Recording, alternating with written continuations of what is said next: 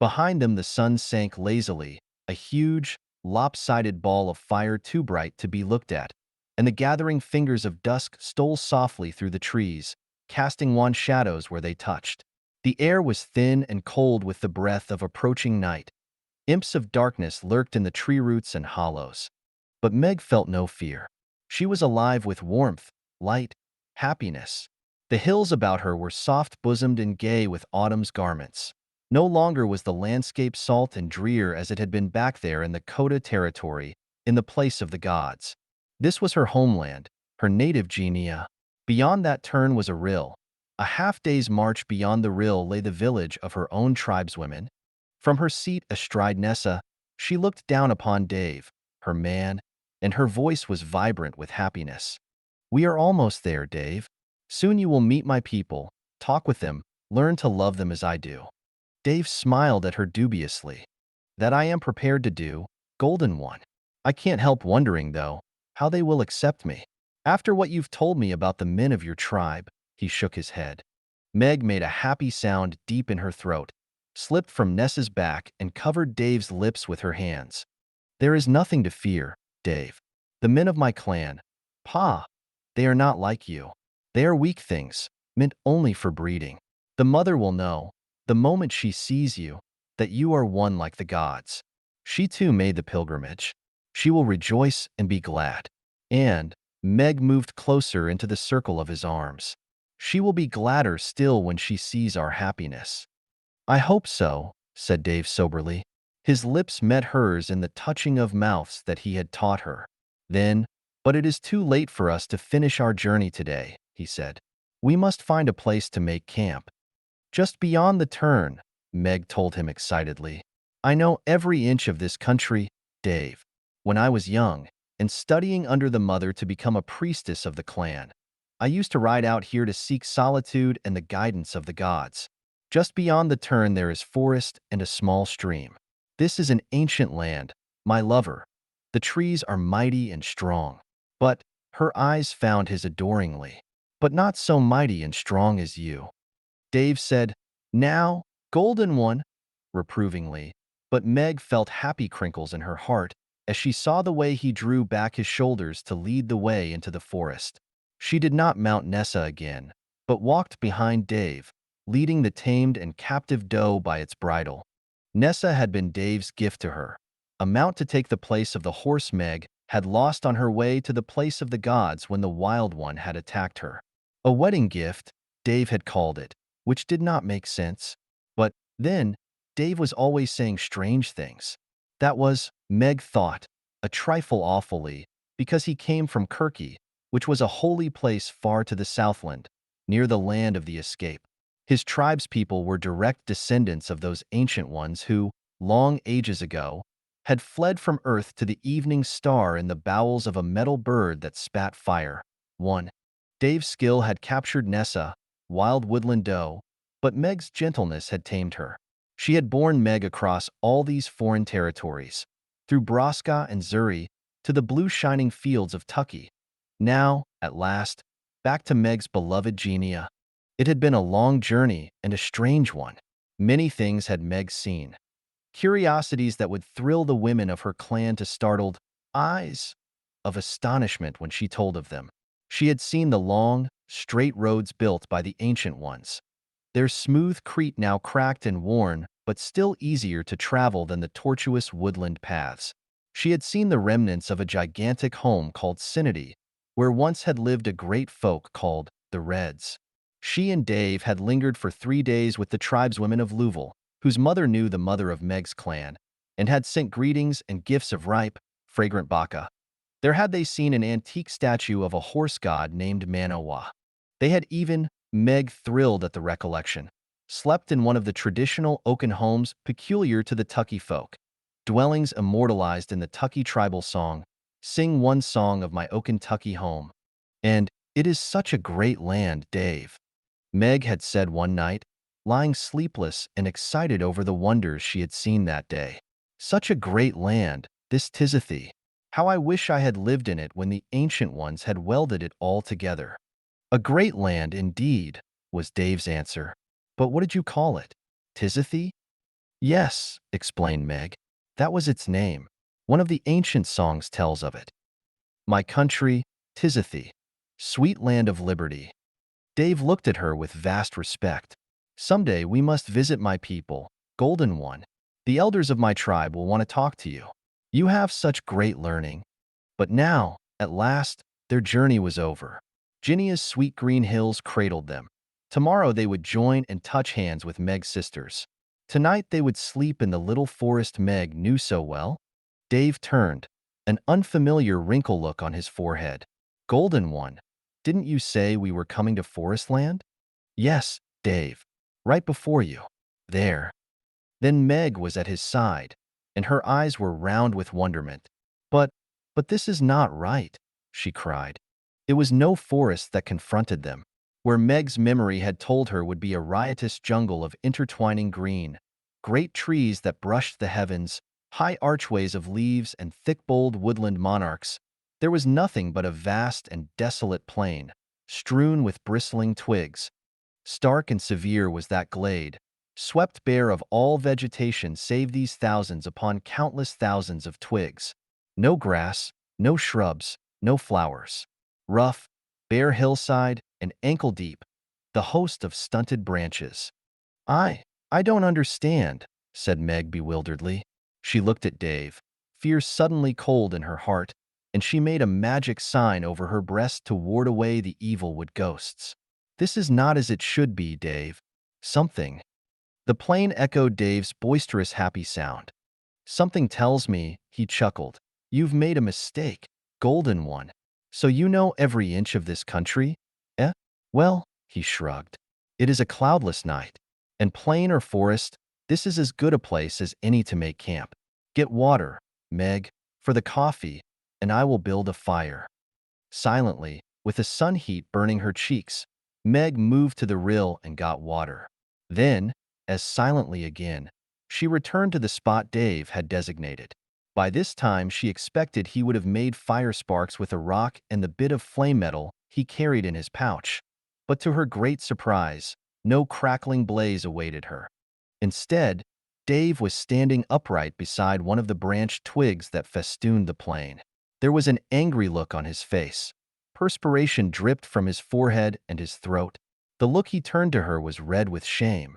Meg, he began, Meg, a magic is upon me. I am weak. I have no strength. Strength, Dave? Yes. Look. He bent to the broken branch before him. His strong thighs tensed, the muscles of his back and shoulders corded with strain. Fresh perspiration broke from his pores as he strained to lift the tiny twig. Then his hands, white-knuckled and trembling, lifted clear. He looked at her again. It is so small, he said in a faint, hurt voice. Yet I cannot lift it. Meg sprang to his side, bent to the twig. She was slim, a pale, golden shadow beside Dave, but she was strong. Her hands grasped the rough bark. She lifted and fell forward, thrown completely off balance by that weight imponderable. Coarse soil rasped her knees, but she did not feel the pain. All lesser emotions were lost in the swift, superstitious fear that engulfed her. The forest is accursed, Dave. We must flee. Hand in hand, they raced wildly across the plain to the shelter of the woodland at its farther rim. The rays of the dying sun cast their shadows long before them, and a dry rattle of mirth seemed to rise from the tangle of unyielding twigs that bruised their feet. Meg dreamed fear dreams that night. She was lost in a jungle of trees hard as bone. As she fled beneath them, these trees groaned and toppled toward her, their motionless branches clutching like skeletal fingers. She moaned, cried Dave's name, then wakened to find him leaning over her anxiously. Meg, listen.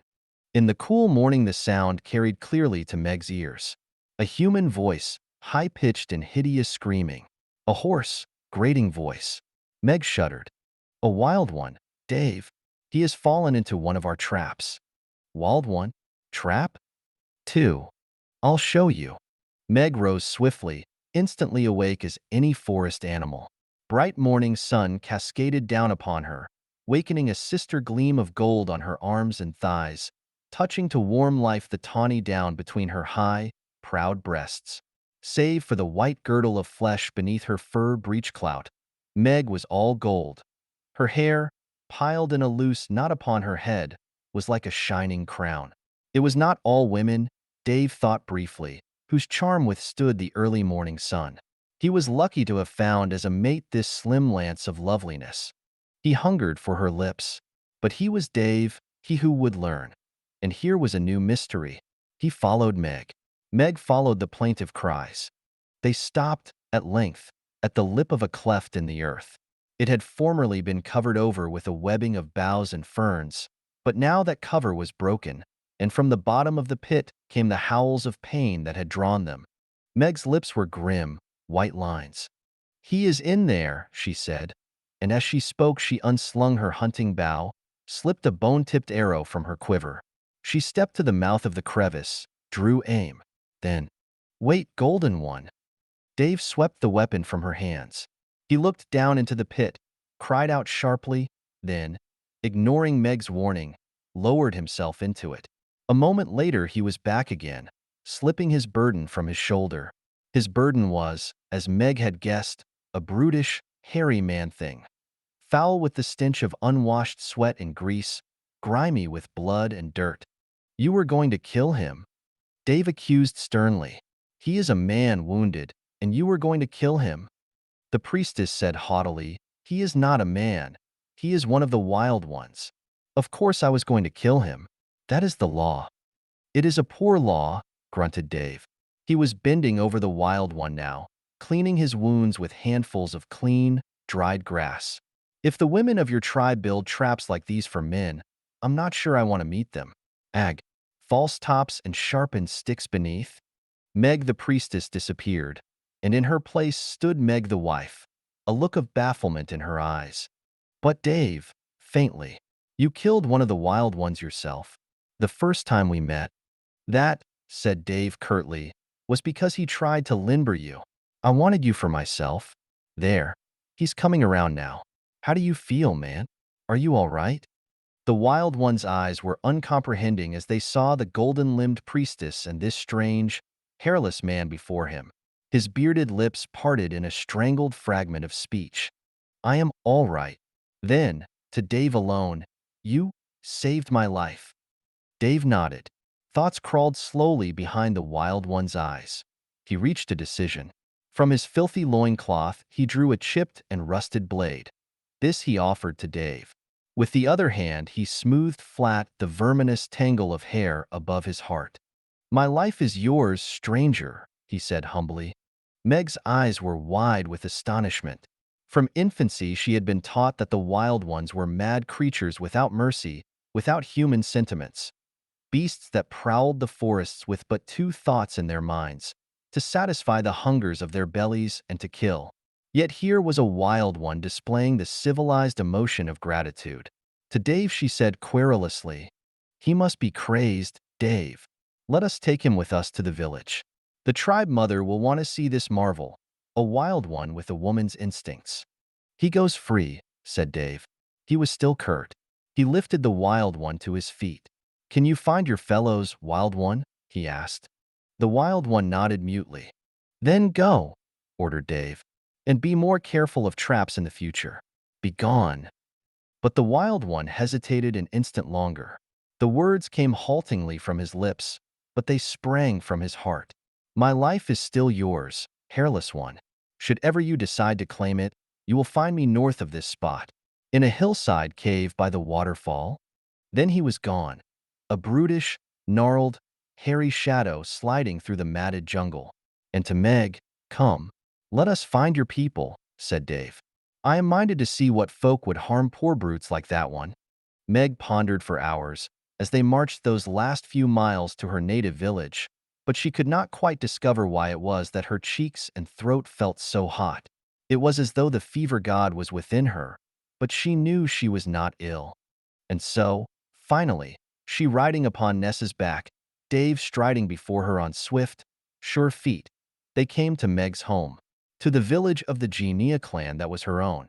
And again the remembrance of the massive twig and the strange forest returned, bringing with it a half-fear.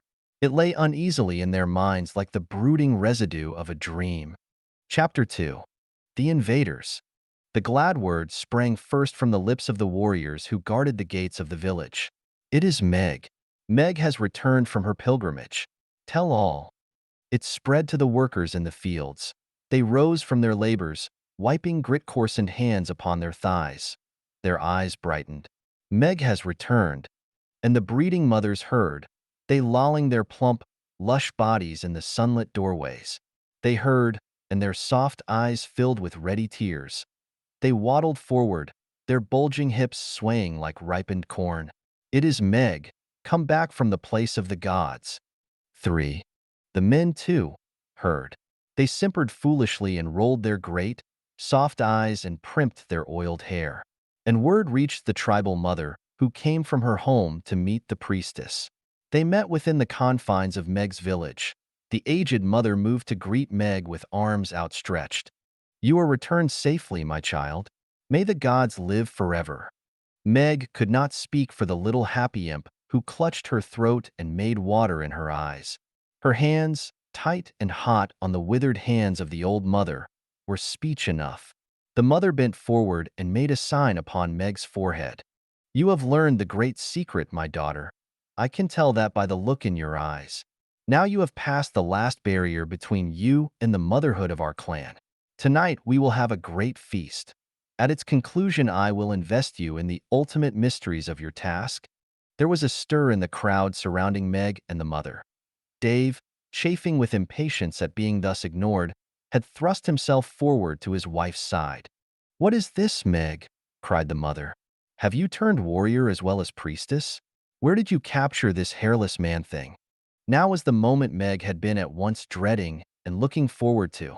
She placed her hand proudly within Daiv's, and her voice was the clarion call of trumpets.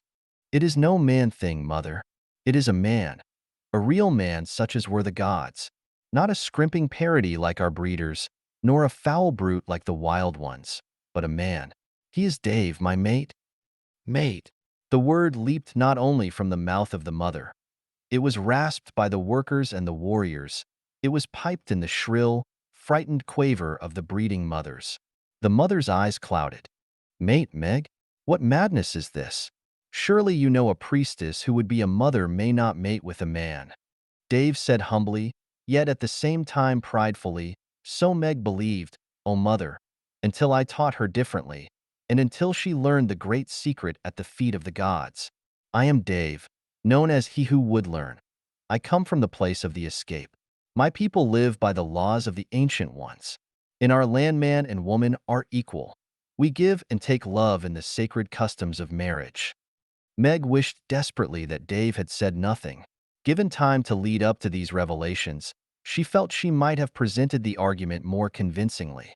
But in Daiv's deep voice these truths, which she now recognized to be truths, sounded like rancorous heresies. And they drew from the assembled listeners the response Meg had feared. There was the snicking of metal upon metal as the warriors half drew their swords from their scabbards. A low rumble of dissent growled from the throats of the workers. The breeding mothers squealed like stricken animals, fled with hands covering their ears lest the gods destroy them for having heard this impious outburst. Laura, chieftain of the warriors, stepped forward, her lean jaw grim. Blasphemy, O mother! By Teddy, she who laughs, this man-thing befouls us with his lies. Shall I strike him down? She took a step toward Daiv. Meg cried out, moved between them, turned beseeching eyes to the mother. No, I beg of you, O mother, no. Look upon Daiv. Look, and remember that which you saw, many winters ago, in the place of the gods. You know I speak the truth, mother, and that Daiv, too, tells that which is so. Tell my sisters that this is well, that this is as it should be. You know. Jane, captain of the workers, shook her head sorrowfully. In a gentle voice she said, Our priestess has gone mad, O mother. The rigors of the pilgrimage have been too much for her. What is the law? Death for her, as well as for this hairless man-thing? Or, having taken herself a man, must she become a breeding mother? But the mother stayed her. There was a faraway look in her eyes. Meg knew that the aged leader of the clan was remembering a pilgrimage made many, many years ago to the place of the gods. The mother, Meg knew, had once looked upon the majestic figures of Jarg, Ibram, Tammuz, and Teddy on their great, rocky promontory at Mount Rushmore and had seen, as Meg had seen, that the gods were, in truth, men like Daiv. A word from the mother now. The mother spoke. There was infinite sadness in her voice. "It is the law," she said, "that none shall strive to change the ways of the clan. You, Meg, have ignored the law. You and your mate will be given justice." And she turned away. A gasp spun Meg's gaze to Daiv. His face was crimson with an anger look. Great veins throbbed in his forehead. He roared, "Here, then, is the joyous welcome your clan offers us, Golden One. Justice? What kind of justice may we expect from a doddering, thwarted old harridan?" "Daiv!" screamed Meg. But her cry broke too late. With one swift gesture, Daiv had wrenched the sword from the hands of Laura. Now he tested its blade, swept Meg into the circle of his arms, and laughed at the startled clanswomen defiantly. "So you would judge a man?" he taunted. "A man of the Kirky tribe? Come, then, you filthy diggers of dirt and loveless scarecrows. Let your judgment be the matching of my steel against yours." There was a tense moment of silence. Then anger, bitter as the fruit of the simon tree, flamed in the voices of Meg's sisters. A score of warriors sprang forward, swords drawn. At their flank advanced the workers, hoes and adzes uplifted. Meg smiled piteously at Daiv and murmured a swift prayer to the gods. It was grievous to die thus, before the blades of loved ones. And a faint, thin cry stayed them all. They turned to see, at the deserted southward gate, the torn and bleeding figure of a warrior who, hair disheveled, face scarred and raw, hands and arms deep scored with gory cicatrices, pulled herself within the Genia camp, dragging behind her one sturdy leg and one blackened, withered stump. In that moment of dread wonder, it did not even seem strange to the clanswomen that the first to reach the wounded warrior's side should be the stranger, Daiv. But Daiv it was who raised her in his arms.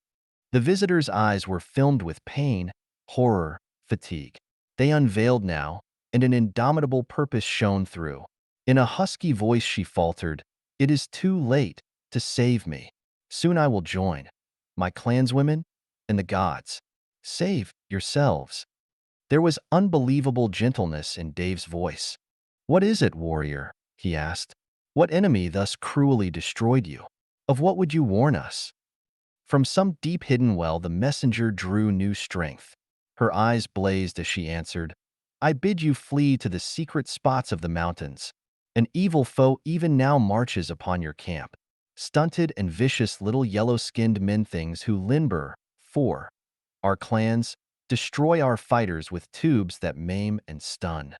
The aged mother was beside her now. "Who are you, daughter?" she begged. "Whence come you?"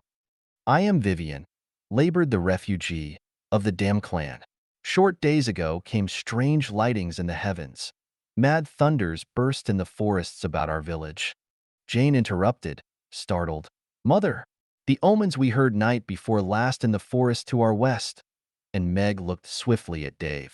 She cried, "The forest through which we fled, Daiv. The wood of heavy twigs." Daiv silenced her with a thoughtful nod. Vivian's halting speech continued. "Then came the onslaught. Armored demons, the color of mustard seed, burst upon us. Our warriors went to meet them, but the dwarfs loosed lights from sticks, and where the soldiers had stood, now were but inch-long, stony parodies of women. One of the lights played for an instant upon my leg." Meg looked and shuddered. The dying warrior's leg was firm and round from hip to thigh. 10 inches above the knee it ended abruptly in a scoriated stump from which depended an ugly, wart-like excrescence which, Meg saw with sickening horror, was the perfectly formed simulacrum of a human limb. Daiv was muttering savagely, "Speak on, warrior." "They come," persisted Vivian, "to capture women. Like the wild ones, they die out for lack of mates. Out of the far southland they come, from a land called Mako. They bear other strange weapons. A stick that shoots lights of insanity, a wall they build of invisible bricks. More, pleaded Dave and the mother in one breath as Vivian faltered. More. But a strange, foolish look glazed the dying one's eyes. Her lips moved whitely, and her breath was a whisper. You are a strange creature, she said to Dave. Somehow you make it easy to die. Man-thing. Then she was still. Laura, chieftain of the warriors, broke the spell that bound them all with a thunderous cry. Invaders? No invaders can take the village of the Genia tribe. To arms, warriors. To your posts. Let these yellow dwarfs attack us, and she laughed evilly. Dave sprang to his feet, his voice a peremptory challenge. Hold, warrior.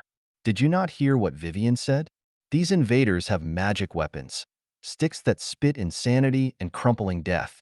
It is best we should flee to the hills. Maybe there we can devise some way. Meg's cheeks were hot with sorrow for Dave as the warrior chieftain scorned him with her eyes. It is a man-thing after all, she spat. A hairless wild one with the cowardly instincts of all men. Fool. Know you not the dying one babbled foolishness in her delirium? Sticks that dwarf warriors. Walls without bricks. Dave gritted. I have no time for argument, warrior.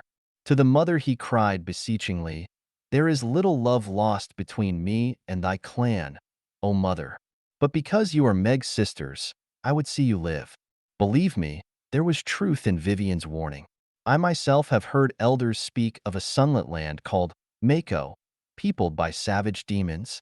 The mother pressed her hands together in an agony of indecision. To Meg, in her desperation, she turned, crying, See now, O my daughter, how heavy is the task of being a mother.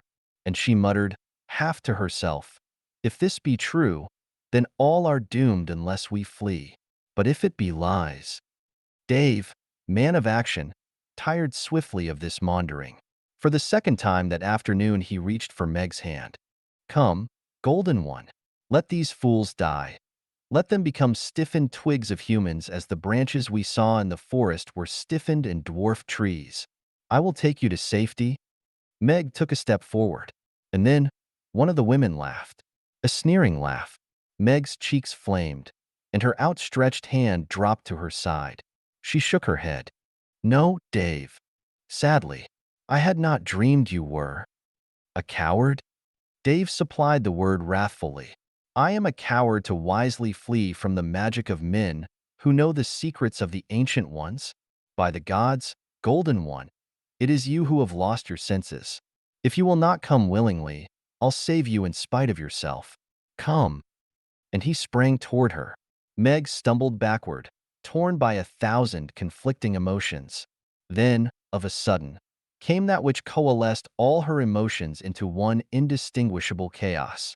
There came a mighty roaring sough from the woodlands south of the village. A portion of the walls caved inward with a mighty crash. Spent air howled like the breath of the flood-time gods, and, in the opening, golden sunlight gleamed on glinting armor. A horde of dwarfed and evil yellow men, shining sticks in their hands, stormed in through the rent. Chapter 3. The Mate of Grensu. What happened then was never afterward to be clear in Meg's mind. She realized that the air was alive with the cries of the attacking dwarfs, that these cries found echoes in the shouts of her warrior sisters who sprang forward to meet them. She was conscious that a warrior at her side, with a half-uttered choke of fear, had suddenly met breast-high a streaming light expelled from one of the invaders' sticks. She heard the clatter of metal upon rock as the warrior's sword fell. She did not realize she had stooped instinctively to retrieve the fallen weapon until she found herself charging forward, cries ripping her throat, the sword waving above her head. There seemed to be two Megs. One who raced futilely, vaingloriously, toward that crouching, smirking band of attackers. The other who stood somewhere apart from the mad press, watching the battle with impartial judgment. It was the first Meg who flashed down upon a stunted yellow man unnoticed, swung her heavy sword in a flailing motion that split his hauberk and sent his headless body toppling to earth. It was the second Meg who noticed, with incredibly cool appraisal, that from the sticks of the invaders emerged two different types of light. One, a pale, greenish light, caused those bathed in it to drop their swords, cease their shouting, wander aimlessly off across the blood-drenched field. The other, a cherry-flamed light, was the horror of which the dim warrior, Vivian, had warned. The attackers seemed only to use it when dire necessity pressed. Its results were ghastly. Meg's brain reeled before the shock of seeing a worker on her right run full tilt into that cherry beam. One instant the worker was there. The next she was gone. A sharpened hoe lay beside a blasted doll-like thing from which, momentarily, rose a steamy mist and a nauseating stench. Given weapons to match those of the yellow dwarfs, the Ginians might have won through. Their numbers were as great as those of the invaders. Their spirit was that of women fighting for their native homeland. Gallantly they pressed onward, forward, and as gallantly they died. Save for that greater portion of them who assumed the life-and-death Meg had marked. The stupid insanity that sent them staggering, weaponless, upon mindless errands. For conquerors, the yellow men waged stupid war. They seemed more intent on capturing prisoners than on destroying. Or perhaps they had not anticipated such a stubborn resistance. Howsoever that may have been, time and again a member of the Genia clan, evading the sticks that flamed, would pierce the enemy lines. There, ere the cherry light steamed her body into brittle stone, her sword would draw the lifeblood of a yellow invader. Meg had learned much in her long pilgrimage to and from the place of the gods. Daiv had taught her how to take advantage of all natural protections when warring against a superior force. These guerrilla tactics served her well now. With the first conflict of forces, she had sprung to a place of concealment behind the ruptured wall. From this vantage point, she could see straggling invaders as they entered the village. Could not be seen by them until their eyes widened at the sight of a dripping sword thirsting for their throats. For died thus beneath her blade. Cautiously, now, she ventured a glance into the yellow men's defense line. There she saw what her quick intelligence told her must be the object of her attack. Outside the village stood a tiny knot of dwarfs garbed in armor more glittering, more ornate, than that of those who made the attack. These, Meg recognized, were the leaders. The commander-in-chief must be that overripe, ochre plum in golden greaves and casque. He who stood impatiently fingering the handle of his light stick as he watched his warriors' progress. To think was to act. It never occurred to Meg that her solo foray was suicidal. Hurdling the bodies of those before her, she leaped through the broken wall, raced, bobbing and weaving, shifting her course to make herself an impossible target, down upon the commander's party. As she ran, her hair broke loose from its hand-knit snood. Lithe muscles snapped the sinews that held her cloak. She was like some magnificent golden panther as, hair flowing behind her in a liquid honey stream, high, firm breasts rising with the quickening of her breath, she charged down on her tribe's enemies. Thoughts flashed dizzily through her mind. A great burst of exultation. She was too near, now, for them to stop her. Then a soul-shaking disappointment. She had been seen. One of the officer's eyes bugged. He raised a light stick. Then, most incredible thing of all, the commander-in-chief had seen her, and his porcine eyes, slanted and deep-sunk in rolls of saffron flesh, were glittering with delight. His left hand was beating down the cherry flame of the lieutenant as his right was pointing at her breast his own stick. Light flashed, pale green. Something within Meg seemed to snap. Suddenly she was suffused with a sense of coolness, a bewildering drainage of the fever that had coursed through her veins. So funny. So funny to have thought this battle important. It wasn't, really. It was all a mistake. And the sword in her hand? Meg glanced at it idly, her charge slowing to a walk. She cast the sword away. The din of conflict was a thin and distant sound. The world about her was sweet and green. The clouds billowed on an endless blue like boat sails scudding before the wind. There was something she should remember. There was a dancing haze before her eyes, flowers about her feet. Were she to wander gently, now, to that farthest field? What was it she could not remember? There would be golden buttercups in the prim, starch cornflower ripe for plucking. Her body was numbed and drowsy with a sense of comfort. Only, there was a man named Daiv. Only she could not be happy here. Not unless she forgot her troubles. forgot the man named Dave, forgot the world was spinning and reeling and swirling before her eyes like a gigantic wheel going faster and faster and faster. Then there was blackness. Her first thought was that she had fallen, momentarily stunned, on the field of battle. She woke with a start, groping for the sword that should be by her side. It wasn't there. She touched the flabby flesh of a breeding mother who, flaccid-breasted and aquiver, shook beside her in an ecstasy of fear. Meg gagged as she stumbled to her feet. Her limbs were still weak beneath her, as if the veins that fed them had been fouled. Her head was filled with tiny imps who danced and shrieked unmercifully. But she was alive, and the mists were clearing from her brain. Now she knew there was sobbing beside her. Strange sobbing, not the soft, easy gulping of a breeding mother, a harsh sound like the rasp of an adze on Crete. It was Laura, chieftain of the warriors. Her armor crusted with blood, her great hands twisting with grief, she was rocking backward and forward, alternately weeping and cursing the gods. Now accursed be the breeding mother that gave me birth, was her plaint. This night shall my stars burn as cinders. Meg shook her shoulder roughly. Laura. The warrior chieftain's eyes recognized her. Laura cried prayerfully, Search well your girdle, Meg. Have you a dagger upon you? No. But why? Laura beat her tiny, thwarted breasts with clenched fists. I live, she choked. I, their leader, continue to live, while they lie there, in peace and glory. Meg saw, then, that she was part of a group huddled in the center of that which had been the fortress of their clan. They numbered more than 60, a mixed group of battle-grimed warriors, workers, breeding mothers, even one or two pale-faced, weeping men, the studs of the Genia clan. But there was another group at the far end of the court.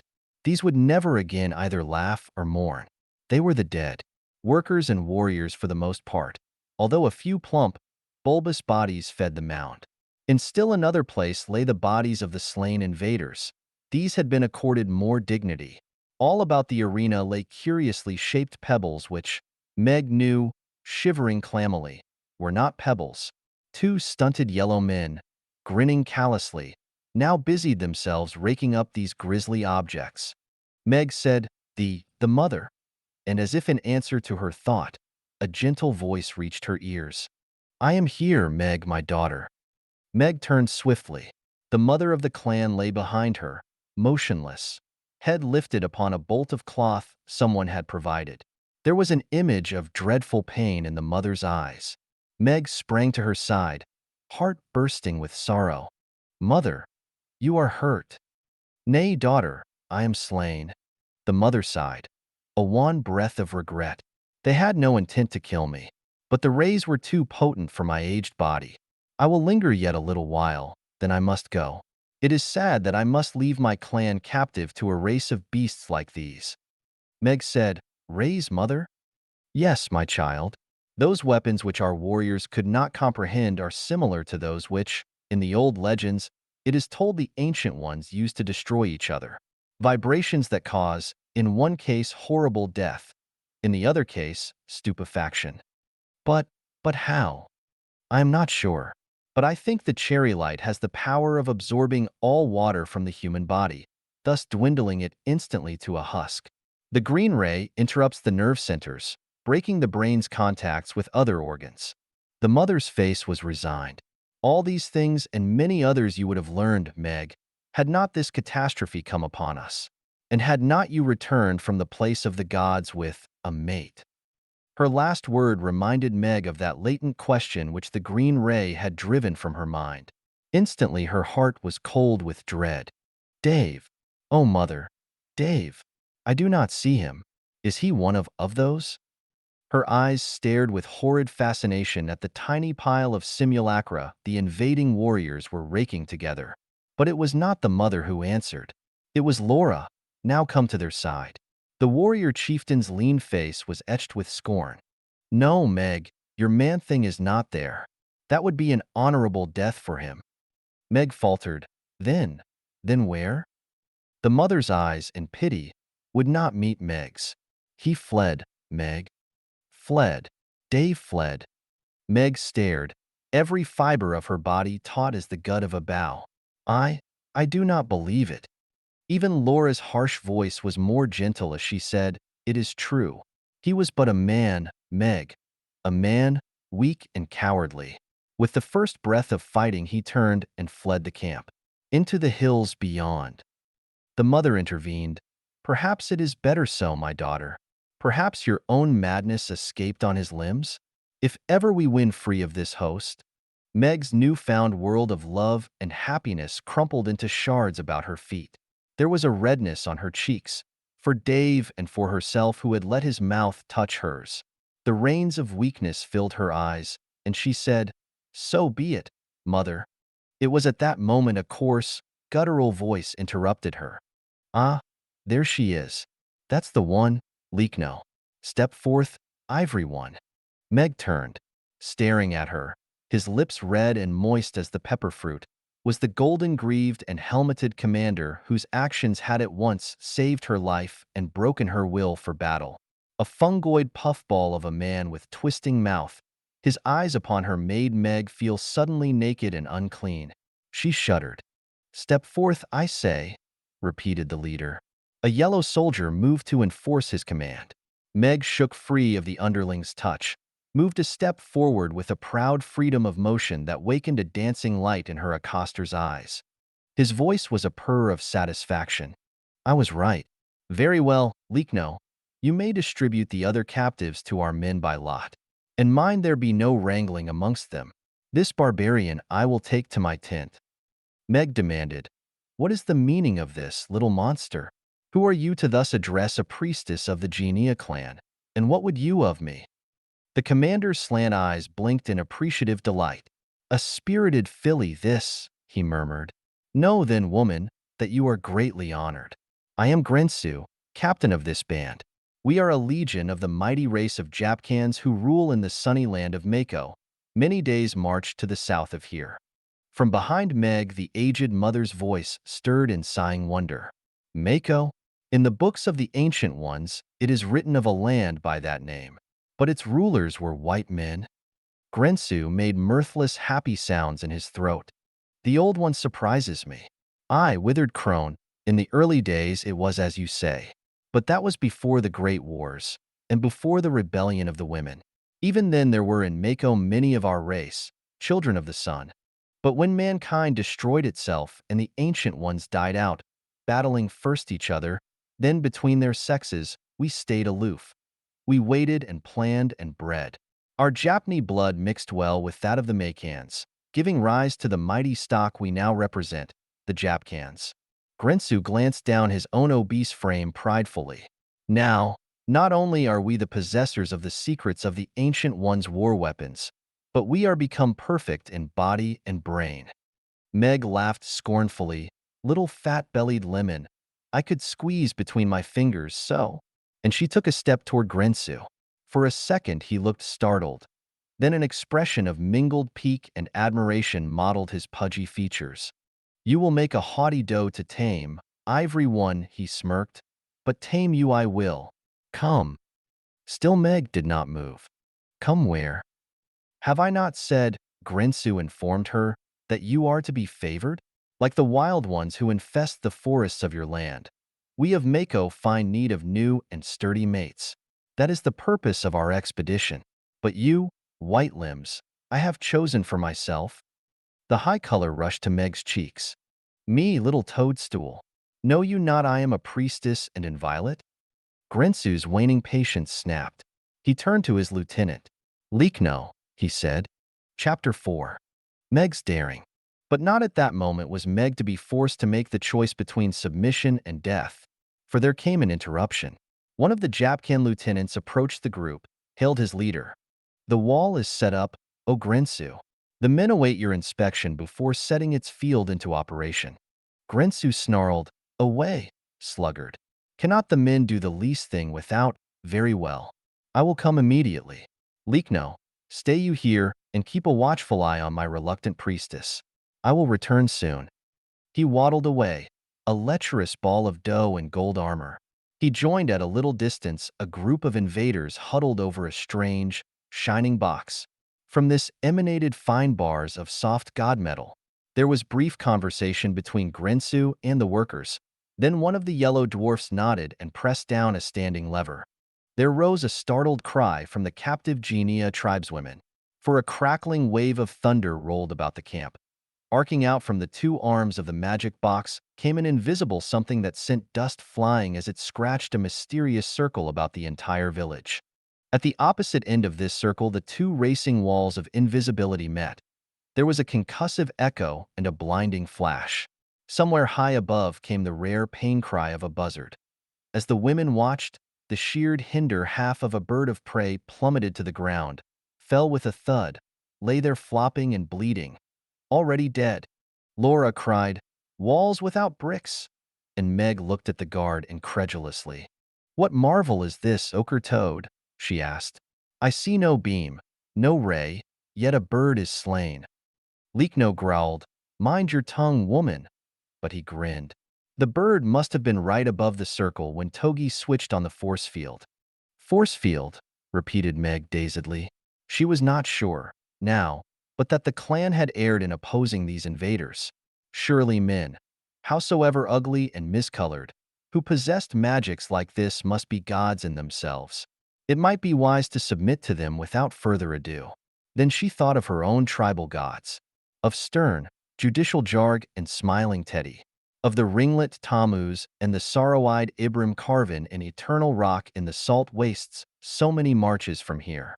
No, her gods were the true gods. You don't know what a force field is, woman? Well, I suppose not. Come along then. I'll show you. It will teach you that you can't escape. Lichno led the way to the spot where armed guards huddled ever the godbox. Grensu had left. With his engineers he had gone off to some privy conference. Beside the scratched soil which marked the barrier, Lichno paused. His grin was mocking deviltry. "I think, woman," he said, "I shall let you escape. Flee now, while no one is looking."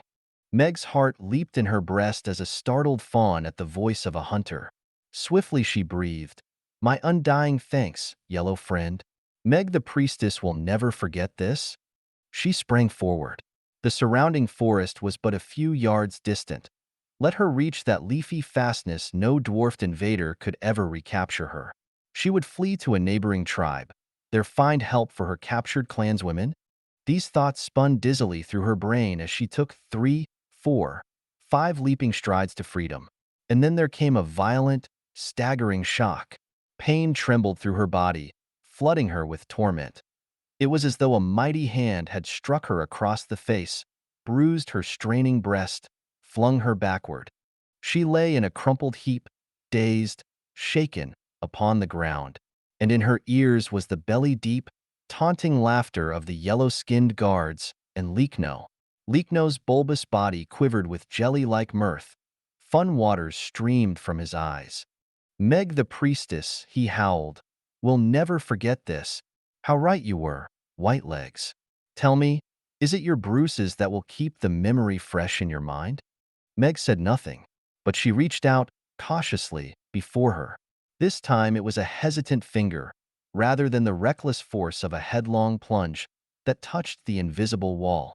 Even so, her finger jerked like a slain snake as jolting current grounded through her. Her jaw set, Meg endured the pain, pressing. Nothing happened. With every ounce of her whiplash strength behind that finger, she could not make it penetrate that barrier. She rose, a great anger cold in the pit of her stomach. To the still laughing guard she said, "This is a coward's weapon, O dwarfs the color of slime.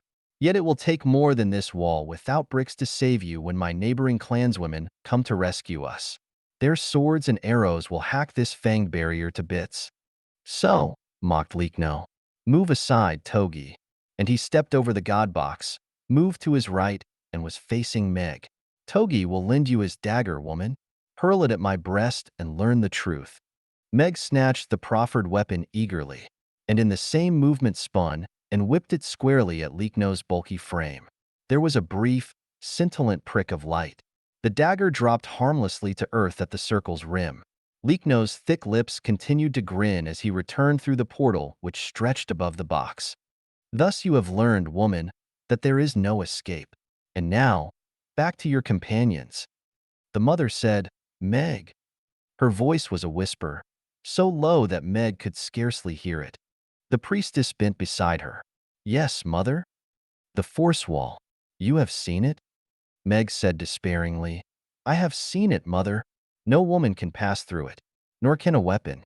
Yet, whispered the older woman weakly, there is an avenue of escape. I watched while the yellow one taunted you. As all who mock, he revealed his own weakness. Did you not notice that twice he passed unharmed through the wall? Meg said sadly, Not through, O mother, but at the point of meeting where lies the god box. Then quick excitement touched her fingertips with fire. Mother, that which he did, so can I do also. Hush, my daughter. Yes, from that point only may you hope to escape. And escape you must, Meg. Flee to the clan at Louisville. Tell them of our plight. Once we aided them when the wild ones laid siege to their village. Their mother will lend you warriors. Perhaps other clans will also help. Meg begged. But mother, how? I cannot. I have shown you the way, Meg. You must take care of the rest. The mother fell back, breathing heavily. The crisp rasp of footsteps raised Meg's head. Grensu, his investigations ended, had returned to claim his limbered mate. There was triumph in his eyes as Meg rose, obedient to his command. So, Ivory One, you have decided to accept my favors? That is well. Come with me. Only Meg knew that her meekness was the blind obedience of a body reacting without the counsel of a mind. Meg was thinking desperately, seeking some ruse which would give her the time, the opportunity, the speed, and the weapon she needed. Grensu, warfare forgotten now, was anticipating a pleasant interlude. You will not find me a bad companion, he boasted.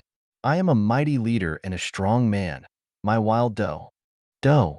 Suddenly, it was all clear in Meg's mind. The Japcans had, upon seizing the village, immediately taken into custody the few horses owned by the Genia clanswomen. But there was Nessa. Surely no one could suspect that soft-eyed creature of being anything but a camp pet, of being a steed broken to the rein and spur. She turned to Grensu with an exclamation of dismay. My doe, my lovely pet, you destroyed her? Grensu said placatingly, Was the doe thine, white one? No, she has not been killed, yet, though her meat. Meg prayed that the Japcan leader would read the actions of her body rather than the purpose that stood printed in her burning eyes. You are going to kill my Nessa? My lovely doe, my pet from childhood? You must let me see her once again. Bid her farewell? Now, woman, snapped Grensu crossly, there is no time for that. I beg it of you. Meg drew a deep breath, hating the word that must defile her lips. My master. Well, if you must then. Grensu looked pleased. It was a small price to pay for willing compliance. His face still bore the nail marks of that screaming harridan he had captured in Lanta, and she had been a much less tempting morsel than this woman. Well, if you must. He turned aside, led Meg to the small grassy patch in which Nessa, untethered, was wont to graze. With a cry of gladness, Meg threw her arms about the doe's neck. She sobbed openly, startling even the well-trained Nessa with the fervor of her caresses. And purposely she took a long time, so long that Grensu's impatience rose. That will do now, woman. Let us go. Not yet. Not yet, pleaded Meg. Later. Now, insisted Grensu. He stepped forward to disengage Meg's arms. For the barest fraction of a second, his both hands were free and weaponless. And in that split second Meg moved. About, she cried to Nessa. The doe wheeled, throwing Grensu off balance. As he tottered, vain ball of yellow fat, Meg's left arm found his throat, choked him into crimson breathlessness. Her free hand whipped the golden sword from his scabbard. Then, as he fell limply to the ground, she sprang to Nessa's back. On, Nessa! She screamed, and her heels bit the doe's flanks. Meg leaped astride the doe and kicked her heels into its flanks. With a wild leap, it sprang into motion through the ranks of the little men. She was halfway across the open walk avenue of the village before the first startled cry of warning seared an invader's throat. She was flaming down upon the god box, the narrow gateway of the magic wall, by the time that Shout had spun its guardians' heads about. Then there was mad confusion. Meg cried, "Nessa! Leap, Nessa!" Even as Togi and his companion guards fumbled for their race sticks. The foremost was the first to lift his weapon to her breast. But even as he would have released its charge, Meg's sword was biting through the thin plate of his shoulder harness. The Japcan screamed horribly and clutched with his free hand at a grisly stump from which spurted a scarlet ribbon of blood. The fingers of his severed arm contracted in an insensate reflex. Cherry flames spewed from a stick rolling aimlessly upon the ground, and another of the guards crisped into steaming filth before it. Now a jolt shook Meg as Nessa's cloven hooves met solid earth, and a brazen cry of gladness split the air. On, Nessa! It was like part of some nightmarish dream to see that beneath and behind her lay groveling bodies of those who would have stayed her passage, that the blade of her once gleaming sword now glinted with the bright crimson of death. But it was a joyous dream, for she was over the portal, through the barrier. Just a few more strides of the frightened doe, now, and she would be safe within the forest. If, she glanced back over her shoulder, if one of those now springing from the camp did not succeed in snaring her brain once again with that green ray. Or if, but Meg did not want to think about that other more ruthless weapon. Her deft hands guided Nessa right, then left, a zigzag path to spoil the dwarfling's aim. Once air hissed and crackled beside her head as a burst of cherry flame just missed her, flashed by to cinder a huge tree instantly into a withered, massive twig. Her nostrils caught the stench of scorched hair, and Nessa whimpered piteously, but the doe's hoofbeats never faltered. Once again Meg's brain spun with a brief moment of dizziness. She found herself thinking how pale and lovely was the sunset, and knew, instantly, that the green ray had found her. She ducked her head with a last conscious gesture, and was rewarded by feeling sense flood back like a cleansing tide. And then green branches were whipping across her face. Her fair skin was slashed with the hungry clutch of forest brambles, but she did not feel their hurt. Joy rose in her heart, joy like the glory of the newborn moon. Free. Free to find aid for her clanswomen. Free to. At the last moment she saw it, and screamed a sharp cry to Nessa. The trained doe obeyed that cry, but both Meg and the deer were powerless before the eternal force that bore them onward, the force of gravitation. For that which Meg, too late, had seen, was a patch of green soil too fresh, too even, to match the surrounding earth. Even as Nessa's scrambling feet struggled vainly for security, even as Meg felt herself pitching headlong and helpless from the doe's back, she knew that Daiv, gone, now, forever, had been right in cursing the traps with which her clan destroyed the wild ones. It was one of these traps that now, in her moment of triumph, had destroyed her. Then Nessa's querulous bleat was in her ears. Her loins quivered with the fall feeling. The sunlight fled, and darkness engulfed all. Darkness and great, dizzying circles of pain that drove the breath from her body. She tried to cry out. The cry died in her throat. Fiery needles scored her arm, and breath deserted her. Dull silence. Chapter 5. Wrath and Uprising. It was a strange heaven and hell in which she stirred feebly. Heaven because she rested on a soft, warm couch of fur. Hell because a horde of flaming pain imps wrenched and tugged and twisted at her sword arm. Heaven because a thick, earthy fragrance was about her. Hell because dinning in her ears was a babble of coarse and indistinguishable chatter. Meg opened her eyes, then closed them, shuddering violently, knowing, now, that this was neither heaven nor hell, but life. Life futile and unwanted. She was lying at the bottom of the Wild One trap, her right arm bent crookedly beneath her, her body aching with 100 bruises. But alive. Alive because the warm, furry bed on which she lay was the body of Nessa, cruelly pierced and broken by the sharp-pointed sticks from which the doe's bulk had saved Meg. Meg's eyes filled with waters of sorrow and pain. Sweet Nessa, gallant Nessa, was gone. And now above her, squat silhouettes against the blue sky, were the Japcans from whom she had almost escaped. Even now, one of their number was being lowered into the pit, was reaching for her warily, one hand clutching a race stick. Meg groped with her good left hand for the sword she had dropped, but the yellow dwarf's finger tightened. Green radiation expunged all thought from her brain. As in a dream, she felt herself being lifted and borne, surrounded by fat figures whose voices were raised in angry condemnation. Then she was again within the confines of the camp, and Grinsu was before her, his tiny, slant eyes aflame with bitterness. "You have animal cunning, priestess of a barbarian race," spat the Japcan commander. "I erred in believing you docile. Henceforth your taming will be that of the scourge and the chain." Meg said nothing, but she noticed, her head lifting proudly, that some of the little man's confidence had deserted him, and that as he spoke he moved his stiff neck gingerly from side to side. There was throttling strength in the crook of Meg's elbow. Likno, his sallow face rebellious, was at Grinsu's side. "What is your command, O Grinsu? Shall we destroy the white-limbed one?" Leadership and desire met in conflict on Grinsu's swart features. "The woman pleases me," he growled. "She slew," reminded the lesser officer. "Togi, Ras, and Yinga, 2 others lie wounded. It is written in the law, death shall be punished with death." "I know the law," snapped Grinsu. "But now we are not in Mako. Here, I am the law. And I am minded to—" A hesitation halted his words. Of Meg he demanded, "Make your plea, woman." Grinsu listens. There was a coursing pain in Meg's arm that began at her fingertips, sped through forearm and upper arm, spread even to the rest of her body, turning her stomach with nausea. Her heart was sick with disappointment.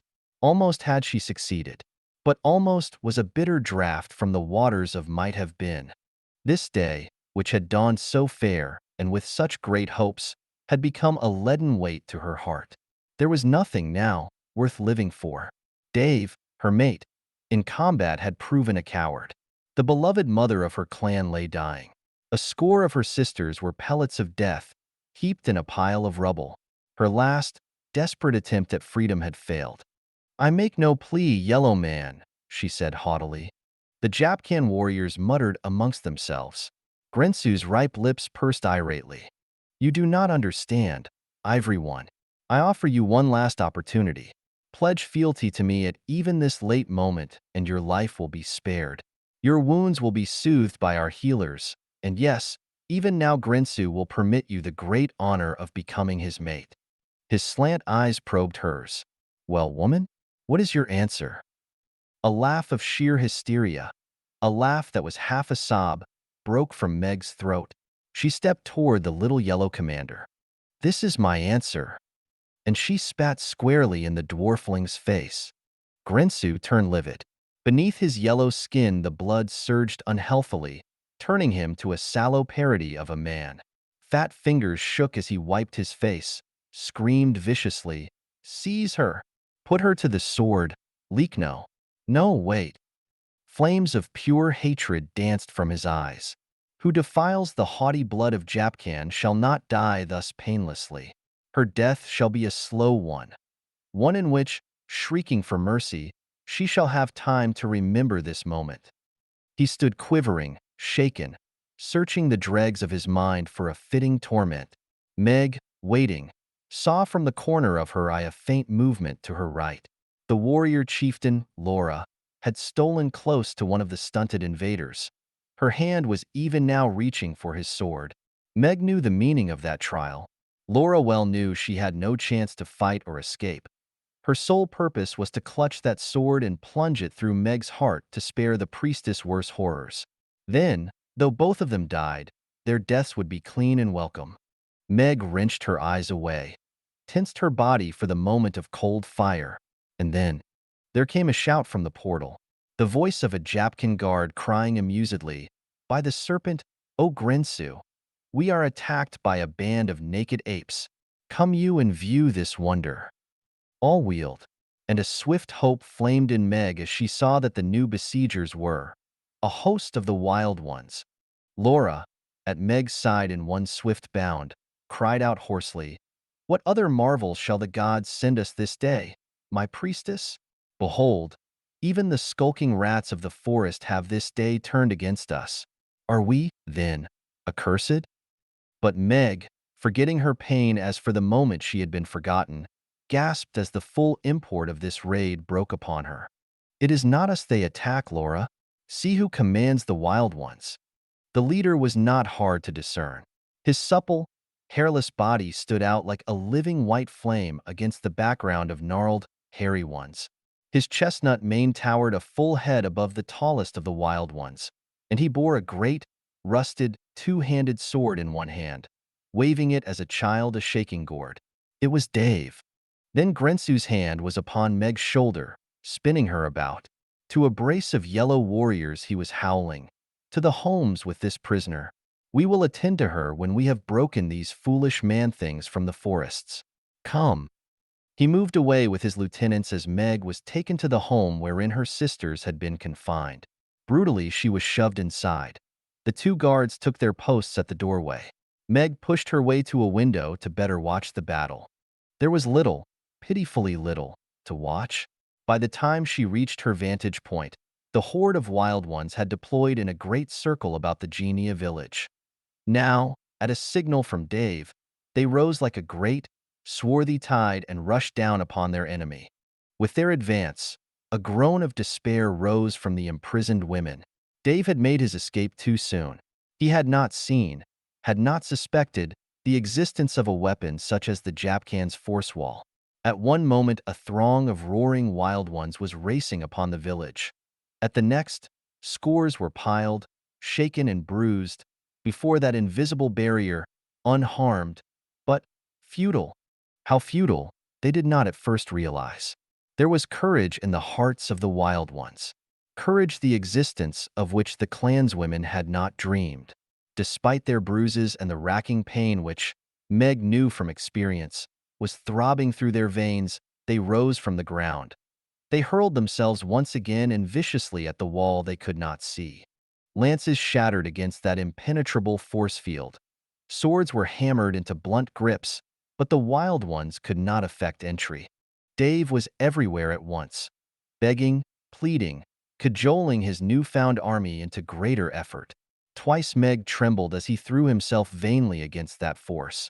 She matched, with her own cheeks, the whiteness in his as the second time he picked himself up weak, pain-racked, exhausted. She gripped the arm of the woman nearest her. It was Laura. An invisible wall seemed to rear itself before him as Daiv hurled his body forward. They outnumber the Japcans. That is what my mate counted on. That though many might fall before the rays of the yellow ones, enough would break through to free us. We must help them. Laura shook her head grimly. The gods know we want to, but we cannot. We can. If we can turn off that god box before it is too late. Meg screamed the final words, for she had seen, now, that which must ultimately destroy the attackers. The Japcans, having had their fill of mirth at the sight of this impossible attack, were now preparing to go into action. In full view of the wild ones, they were spreading out, taking positions behind the invisible wall. Their ray sticks were poised and ready. A signal came from Grensu, grinning evilly in the center of the walk avenue. Drop screen. Fire. Up screen. As swiftly as he spoke, the events occurred. The engineer at the god box threw up his lever. Instantly, sticks in 2 hands spewed cherry flame into the ranks of the wild ones. Steam rose. Bodies disappeared. Weapons dropped from hands now dwindled into cinders. Then the force field was replaced. By sheer chance, 1 or 2 hurled weapons flashed through in the brief instant the barrier was down. One dwarf clutched, screaming miserably, at a pronged lance that split his throat in twain, bore him backward and pinned him to the ground to writhe out his life. Another collapsed, moaning, his thigh bone shattered by a huge, hurled stone. Meg's eyes sought Daiv frantically, found him. He still lived, but even at that distance, she could read the sickness in his eyes as he stared dazedly at the dead about him. Even as she watched, Grensu gave the triple order again. Drop screen. Fire. Up screen. And once more death stalked amongst the attackers, choosing his victims with fingers of cherry flame. Laura's grasp shook the dread from Meg's eyes. "You are the swiftest among us, Priestess," cried the warrior chieftain. "You must reach the god box." Then Meg saw that Laura had not been inactive. She had gathered about her all those of the clan who were not disabled. A motley crew they were. Hard-lipped warriors, coarse-skinned workers. There were even, amazingly, 3 breeding mothers in that little band. Their billowing hips and pale, soft faces were strange attributes for a fighting woman, but their eyes were lighted with the same fire that suffused the eyes of Meg and Laura. One of these, a woman named Anna, said now to Meg, "Once long ago, Priestess, I too aspired to be a mother. It was not so fated, and this more humble lot became mine. But I will do my little part for you, for the mother, and for the clan." Laura interrupted crisply, "You're slim, Meg, and you're fast. We will create a disturbance at the door." A tight and humorless smile played upon her lips. "Then must you break through the window, somehow reach the god box." Meg nodded. Her right arm dangled loosely at her side, but the pain that had seared it was devoured now in a greater intensity, a more vital urge. "So be it, Laura." "Then strike women," cried the chieftain. Strong shoulders struck the door with ravaging force, which splintered, and the door burst from its hinges like a splitting pod. Outside, the 2 yellow guards wheeled, their eyes wide, their hands streaking for the race sticks in their harnesses. One raised a shout. Meg had only time to see that her clanswomen were pounding through the doorway, that both guards had fallen before them, that the tumult had drawn the attention of the yellow men assembled in their tactical circle. All eyes were focused on the escaping prisoners spilling from the door. No one noticed as she clambered awkwardly from the window on the farther side of the home. It was Meg's village. She knew its every twist and turn. She did not take at all times to the shortest route. She chose that which would disclose her least as she moved toward the vulnerable spot of the Japcan defense, the god box. But if the dwarfs could not see her, neither could she see them. She marked the progress of the split battle by those few sounds she could identify. Most important was the fact that she did not again hear Grensu's voice raised in the commands to drop and raise the force wall. Destruction was, then, not presently breathing through the ranks of the wild ones. But her own folk? Meg could only pray silently to the gods that their bravery might not be in vain, and continue running. It was a short journey, but the torment within her brain made it endless. It seemed hours later that Meg found herself finally slipping through the last shaded alley, facing the spot which was her destination. The spot on the invisible circle's perimeter where lay the god box. Now confronted her but a few scant yards, and these the most dangerous of all. Could she cross these without drawing the fire of the guards about the box? She could lift that lever, if only for a moment, and let in the battering host of wild ones. Once she had raised it, Meg vowed, the lever would remain upright so long as she had a hand to hold it. The gods favored her in 2 ways. The guards about the box were looking the other way, gaping at this astonishing counterattack being made by the supposedly vanquished women. And, at Meg's feet lay something that had been overlooked by the detail of yellow soldiery assigned to cleaning up evidence of the first battle. One of the yellow invaders' race sticks. With difficulty Meg stifled the cry that leaped to her lips. From force of habit, she stopped to lift the stick with her right hand, winced with pain when those benumbed fingers touched the ground and refused to grasp the object. Her left hand gripped it, held it. Her questing fingers found the button that activated its ray. Which ray? Meg had no way of knowing. Nor could she take time to experiment. Like a swift, golden ghost, she sprang from the shelter of her alley into the cleared space. She was halfway across that space when one of the guardians of the god box, by sheer chance, happened to turn and see her. His mouth opened in a shout of warning that never emerged. For Meg lifted the stick, pressed the button. A spurt of cherry flame engulfed the dwarf, and he sank lifeless to the ground. But his death was warning enough. Shock slowed the turn of the other guardians, and in their slowness lay their doom. Meg's finger remained rigid on the button. Her ray swept clear the defenders of the force field, and she had reached her goal.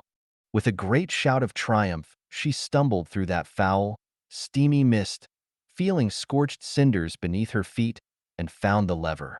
With a mighty heave of her shoulders, she forced it upward. Then all was bedlam. Chapter 6. The old order changeth. A new note rose suddenly in the din of battle. It had been a howling note of despair before, the outraged cries of impotent wild ones mingling with the dying screams of the gallant women. Now there rose to the skies a paean of joyous triumph. Hoarse masculine voices cheered madly as the horde of hairy wild ones found the barrier before them gone. Daiv foremost, their avenging circle closed in upon the village, where but a few moments before this engagement had been a slaughter of the Ginians upon which the wild ones had been forced to look helplessly. Now the battle became a free-for-all, split into a half-hundred tiny sectors. Here a cherry flame, wielded by a retreating dwarf in tarnished armor, winked its ruddy eye amongst men who cried out, steamed, and fell. There a dozen wild ones hurled themselves upon a tiny knot of Japcans, literally ripped the yellow men into bloody shreds, and raced on, with one of the wild ones now brandishing a lethal ray stick. Still another place, a handful of Mako invaders fought vainly to fight a diverse foe, the women before them and the wild ones who charged upon their flank.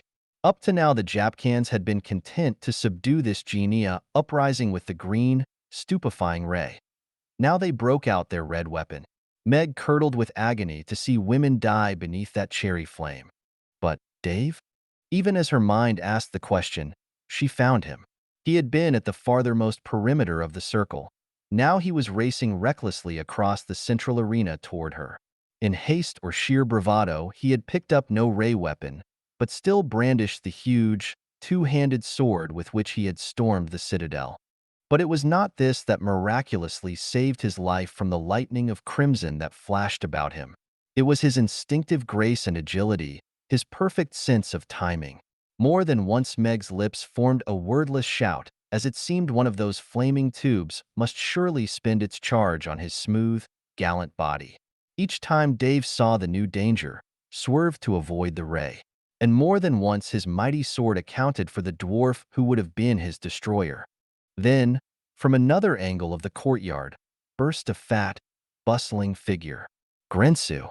His golden armor, once so proud, was now dented in a score of places. There was a red stain upon his forehead. His ripe lips were working with a fearsome rage. His objective was Meg, and upon her he was advancing, mouthing vile threats. So, Ivory One, you think to triumph at last? Know, then, that Grensu takes with him in defeat his adversaries. And he raised his ray weapon to cover Meg. For the first time in all those hectic moments, a sense of personal fear weakened the priestess' knees. It had not seemed ill to die for a worthy cause. But now, when the cause was almost won, and when, in moments, her lover's arms would have been about her. But, as ever, Grensu's vaingloriousness was his own undoing. Once too often had he stayed his vengeance for a speech. Now as his finger tightened on the button that would blast Meg into rancid oblivion, a tremendous object came hurtling through the air. It was Dave's claymore. Seeing there was no other way to halt Grensu's move, Daiv had heaved it squarely at the dwarfling commander with all the strength his mighty arms possessed. It was like a whistling flail of the gods as it cleft the air, ripped the ray tube from Grensu's hand, and with the spitting stick sheared yellow fingers. Then, even as Grensu howled his pain and turned to flee, Daiv was upon him. He lifted the squat, heavy dwarf, massive armor and all, above his head, shook him as a dog might shake a ground rat. Grensu's thick lips blubbered incoherent pleas, his eyes bulged wildly. But there was stone in Dave's breast. By the head and the calves he grasped the screaming commander. His arms made one sweeping motion. Grensu's fearful bleat ended in a choked wail of agony. Something snapped like a forest twig. Grensu lay still. Afterward, one of the wild ones came to Daiv where he stood with Meg beside a god box that now lay quiescent on the ground. They call for the priestess, master, he grinned.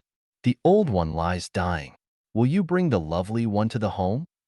Daiv said, I have told you, Wilm, that it is not necessary to call me master. I am a man, like yourself. We are all men, proud and noble. Do not forget. To Meg he said, you remember Wilm, don't you, golden one?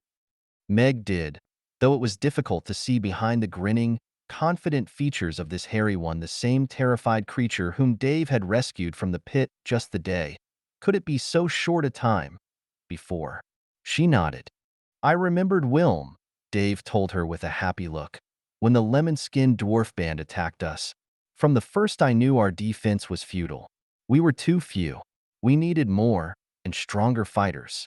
So I went for the aid of the wild ones, aid which Wilm had pledged me should I need it. Though, he shook his head ruefully, I did not know they would have this other weapon, the wall that cannot be seen, when we returned. Without your help, Golden One, all would have been lost. And without his, mused Meg, I should be the pale bride of death. It was an unprecedented gesture for a woman and a priestess of the Genia clan to make, but Meg made it. She stretched forth her hand. I would grip your hand in my own, man of the forests. Henceforth let there be peace between us. She winced at Wilm's enthusiastic grip. Then, but let us make haste, O Dave, my love. The mother sends for me. I fear she will soon go to join the gods. There was already the god look in the mother's eyes when they reached the home, a look of strange peace, mingled with one of happiness, as she looked fondly upon Meg. I am to be with you but a little while longer, my daughter, she breathed quietly. The gods have called me. Their voices stirred in my ears like the whisper of night winds in the trees. Soon I shall go. Meg's happiness was suddenly gray with the cloud of heart hunger. She dropped to her knees beside the older woman's side. You must not go, O mother, she sobbed. There is much to be done, and only thy wisdom can achieve it. The pale hand of the tribal guardian sought, found, Meg's golden head. You speak the truth, daughter mine. There is so much to be done. But already you know how to lead our clan upward to the stature of the ancient ones. With your mate at your side. There was a concerted gasp from the assembled women of the clan. The mother, hearing, smiled wanly. Yes, thus openly do I approve that of which, from the beginning, my heart approved. Listen, my children, Meg was right. In her pilgrimage she learned, as did I many winters ago, that the gods were men. Men like Dave. She rebelled against the law that said a priestess might not mate, but she was right in her rebellion. List now, for with the all-seeing eyes of one on the threshold of death, I tell you truth. It is right that women should mate with men. There should be no workers, no warriors, no breeding mothers. Our clan should own no stud males, pale chattels like our kine and horses. All this is wrong. Laura, her harsh-lined face sagging with confusion, cried, But, mother, the wild ones. Never again must we prey upon the wild ones. Do you not see that the gods avenged our doing so when they permitted Meg to be captured in one of the pits we dug? Henceforth, the mother's voice grew weaker, and a hurt devil pierced Meg's heart. There will be peace and amity between women and the wild ones. I see a day in the future to come, when mankind may again attain to the heights of the ancient ones. In that day, the children of the ancient ones may return from the evening star to find a new world happier than that from which they fled. Dave whispered to Meg, Her holiness is one with the gods. Hear now her sacred vision. And Meg saw that his eyes were wet with heart rains. Then said the mother to Meg, Once I deferred judgment upon you, my child. Now I give my approval of you, and of this man who is thy mate, and of all you have done. Lead well thy people. And she was gone. A soft murmur stirred through the room, a murmur that was the sobbing of a bereaved clan. One by one the women left the presence of death for the sunshine and life of the world outside. Only a huddled group of Japcan captives, over whom grim-jawed warriors stood guard. The bodies of those who had fallen in the battle, the scarred and blasted homes, told of that which had been. Soon all this would be changed. A new and better existence would rise out of the mistakes of yesterday. Wilm was capering at Dave's side, plucking at his elbow feverishly. Dave, master. Not master, Wilm, reminded Dave sternly. Dave, friend, corrected the wild one. Will the women do as the aged one told them? Will they now, perhaps, become our mates? There was a pathetic eagerness in his voice. Meg was strangely stirred by it. Not so the angular Laura, who sniffed aloud. The mother's word is the law, O hairy thing that smells. Her voice was derisive. What woman of our clan so excites your fancy? One of those, I suppose. She nodded toward a young and buxom breeding mother, white-fleshed and not yet plump from overbearing, who strolled down the walk avenue with hips swaying enticingly. But Wilm shook his head. That, he exclaimed. Pa, what man would want such a wobbly thing? I like a strong woman, a woman with arms like a weathered oak, a fighting woman, a woman like, he paused breathlessly, then, a woman like you. Me. The warrior chieftain gasped. Then the slow crimson started at her throat, spread slowly upward until it mantled her cheeks, and her voice was choked. Like me, man? Not just like you, said Wilm staunchly. You. Meg waited for the chieftain's reply, a tingle inside with wonderment and tickling little fun bubbles. Then Laura spoke, and her answer was the answer of all womankind to the new regime. You must be mad, man, she declared. But, but I think I like your madness. We'll discuss it further if you'll go bathe the smell from your body and shave off that awful beard. Meg looked at Dave. He looked back at her, and a happy look was on his lips. He whispered, the change has begun, golden one, the change for which I hoped. We will live in a new world soon. Surely the poet of the ancient ones wrote truth. Poet? Asked Meg. I do not understand, Dave. His name, said Dave softly, was Tinsun. Long ages ago he wrote, the old order changeth, giving way to new, and the gods fulfill themselves in many ways.